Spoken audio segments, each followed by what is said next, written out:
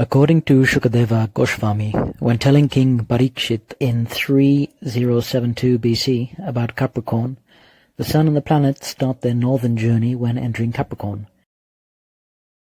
He said that from that day, the days increase in light, this suggesting he is speaking about the tropical or terrestrial Capricorn, or the day of the winter solstice, when in the northern hemisphere the light of the days start to increase. In fact, in Kali Yuga, the sign of Makara or Capricorn is the first sign to be mentioned, this suggesting its importance. When seen from Earth, the sun at the winter solstices is at the lowest declination, or at the Tropic of Capricorn, and at that point the sun starts its journey upwards in declination, passing across the signs of Capricorn, Aquarius and Pisces, and it reaches the spring equinox on 21st of March. At this point we say to be the beginning of Aries, and the sun continues from now on to increase its declination in the following 3 months, crossing the signs of Aries, Taurus and Gemini. When the sun reaches the summer solstice on 21st of June, that is the beginning of the sign of Cancer, in Sanskrit, Aroha means the sun increases its way upwards, from the Tropic of Capricorn to the Tropic of Cancer, and between the Tropic of Cancer to the Tropic of Capricorn, the sun descends, or it is seen in its Avaroha motion. Aroha means on the way up, and Avaroha means on its way down. Another word used is the Uttarayana motion of the sun, or the northern path, and Dakshinayana, or the southern way of the sun, the way below. Every year we can see this motion of the sun. The word solstice comes from the Latin meaning where the sun stops. At the solstices, the sun seems to stand still for a few days. In the Christian tradition, Jesus is born on the 24th of December, when the sun starts its motion upwards after the winter solstice, and St. John is said to be born on the 24th of June, when the sun starts its way downwards. Nevertheless, Vedic astrology follows the sidereal or celestial sky, and while Western astrologers observe the influence of the planets in the tropical signs, Vedic astrologers observe the influence of the planets in the sidereal sky. Both astrologies are good systems. Rudolf Steiner, for example, made experiments with metals and with plants according to the influence of the planets in the tropical sky, and he was very accurate in his methods. Pluto was discovered on the 18th of February 1930, and since then on, Western astrologers started to introduce this planet in their system. Vedic astrologers knew about Pluto, and Parasara mentions in his Brihat Parasara Hora Shastra that although dealing with only 9 traditional planets, the Navagraha, Pluto is the Devata, or supervisor of the nakshatra, called Varani. In other words, Pluto is well known in the Vedas, and it is the planet of Lord Yamaraj, the superintendent of death. In ancient Greece, Pluto was the ruler of the underworld, and his name was Hades. In all the mythologies of the world, it is possible to find that their gods are the same, but have different names according to culture. Letos, among the Romans, was the god of death. The Aztec god of death is Mictlantecutli. In Japan, Shinigami is the death god. Pluto is the planet of transformation, and when starting its journey in Capricorn, brings a drastic transformation. Capricorn is ruled by Saturn, and during the winter solstices, pagans used to celebrate the Saturnalias, or when the sun entered the sign of Saturn. In the Vedas, we see that Saturn and Pluto are brothers, or in other words, Pluto in the sign of Saturn, Capricorn, starts transformations. While studying Western astrology, I saw the influence of Pluto in the tropical sky, and while studying Vedic astrology, I see Pluto everywhere giving its influence. Science is about observation and experimentation, and all types of astrology are sciences. We cannot reject Pluto in our studies, and as scientists we have to apply observation and experimentation.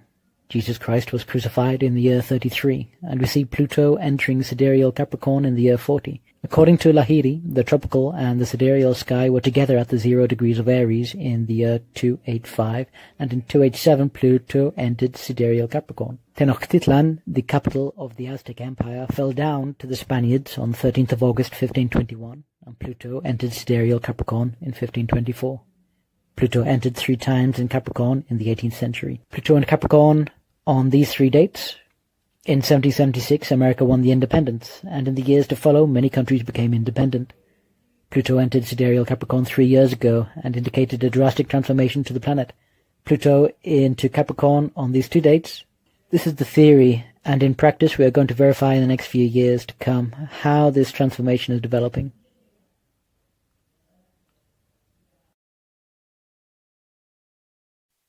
In Srimad Bhagavatam, 5th Canto, Chapter 21, Text 3, a key word is antariksha, or outer space. This word is the context to understand that Shukadeva Goswami is consulting the outer space, or the sidereal sky, and not the tropical or terrestrial, which has the same signs of the zodiac, but they are fixed to the earth and not to outer space. Anyway, this detail of thinking that Shukadeva Goswami refers to the terrestrial sky shows that while he is speaking of the signs of the zodiac, we should see the context hereby outer space or the sidereal sky. Many times in life we jump to conclusions without consulting the context, and thus we miscalculate. Other key words are in 5.21.1, here highlighted, meaning the arrangement of the whole universe. In other words, the context is the universe, not only the earth, Bur. In the next text, we see the word Diva, or the upper planetary system. Instead of the terrestrial planetary system seen in Western astrology, the significant word is Antarayana, or in the intervening space. In Western astrology, the only space is the sky above the earth, which is similar to the roof of a greenhouse. But in Vedic astrology, the outer space starts from the point where the eagles can fly, or about 10 kilometers altitude, is in Antariksha, outer space, where we draw the signs of the zodiac as described here by Shukadeva Goswami.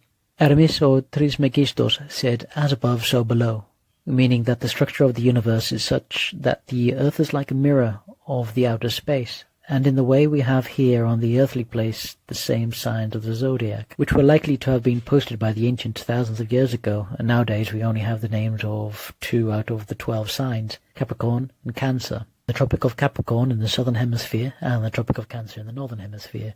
Before Kali Yuga started in the year 3102 BC, Vedic knowledge was influential all over the world, even if only in Bharata was followed 100%, in Europe only 50%, and in the Americas 0%, but every one of the 54 kings of Bharata made sure that the Vedic knowledge, like the tropical lines, were implemented all over the world. But with the advancement of Kali Yuga, 10 signs of the zodiac have been erased at the points of the equinoxes should be called Aries and Libra. In fact, all ancient cultures used to observe the precession with the equinoxes and the obliquity with the solstices. This last science is still detected in the Mayan calendar, which still follows the obliquity of the ecliptic. The knowledge of the precession was kept alive for the past 5,000 years with the practice of Vedic astrology, but the knowledge of the obliquity is almost non-existent nowadays. Scholars have debated about where astrology was born, and some say that in Greece and others say in Egypt, but in the Srimad Bhagavatam, spoken in the year 3072 BC, the sign of Capricorn is mentioned for the first time in this Kali Yuga, Makara Dishu, or headed by the sign Makara, Capricorn. In the following verse, Mesha and Tula, that's Aries and Libra, are mentioned. When the sun is in these two signs, day and night have an equal duration. Then in the same verse, the sign of Taurus, Vrushaba Dishu, is mentioned, and also the signs ahead, as highlighted Panyachasu Chara Jishu. In other words, while the sun crosses Taurus, Gemini, Cancer, Leo, and Virgo, the daylight time is major than the night time. Highlight means the 5 signs between Aries and Libra, or between Taurus and Virgo. However, it is mentioned that from the sign of Cancer, the longer days in the northern hemisphere start to decrease. Srimad Bhagavatam 5.21.6, Dakshina Ayanam, the sun passes to the southern side. Full translation, until the sun travels to the south, the days grow longer, and until it travels to the north, the night grows longer. It is interesting to see that first the sign at the south, or below, if we see it below from Cancer, is mentioned, being Capricorn. Then the sign of Aries and Libra, or the spring and autumnal equinoxes, respectively. The 5 signs between the signs of the equinox, Aries and Libra, are not mentioned by name, but those that knew at the time of the signs knew their names, and therefore Shukadeva Goswami only said the 5 signs between them. The names of the signs of the zodiac were common in Vedic times, and King Parikshit was trained in astronomy and astrology, Jyotish. In other words, Shukadeva Goswami knew that King Parikshit knew the other names of the signs, and that is why he did not mention them. There's no need to mention them, because for them it's like ABC through to XYZ. Finally, the translation from text 5.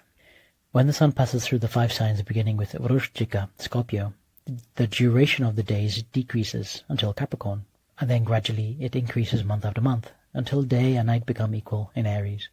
So the signs of the zodiac mentioned are Capricorn, Aries, Libra, Taurus, and Scorpio. These last 2 are opposite to each other and both head 4 unnamed signs, which students of astrology know well, although Capricorn is named first and is headed by Scorpio.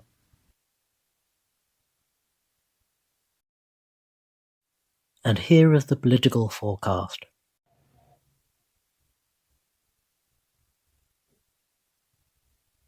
Just as the weather can be predicted the more we focus on the rules, so can astrology, and likewise, if invested enough, the accuracy becomes better and better. Mike, a lone developer, accrued his unique design over at least 8 years, and gifted to Vedic astrologer Natabharadas to see the trends with his assistance on the Ubuntu system as a screensaver for at least 2 years. Forever being updated and tweaked for the better, it currently shows the influential movement of the grahas and planets from east to west. Right now is a GIF compilation of 5 screenshots over 2 hours, graphically interfacing the signs of the zodiac doing their thing, whether grade or retrograde, every 24 hours, equating to the horoscopic grahas depending on their time and place.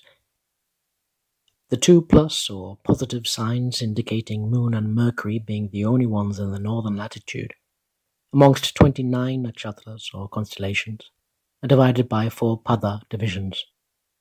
As each graha passes by, every town and capital city is highlighted. The influence shown here as vertical flares are called meridians. Below these, the moon so far has a degree of where it is situated in its waxing and waning phase, while the V designates the downward descent from its perigee, and how many hundreds of thousands of kilometers it is, with count of days after its full moon. The left chart shows the coordinated positions of the grahas. The bottom line shows the declination of the planets. Pluto, for example, approaching the Washington for today, will reach its minima in 2030, while its maxima bounce between 1944 to 1946, so the end of the World War II. Notice that when Uranus and Jupiter conjuncts, then politicians would get a double effect, and London is coming up. So what about when Moon meets all 9 planets? Now don't forget to like and subscribe. Comment where you want this news to be about.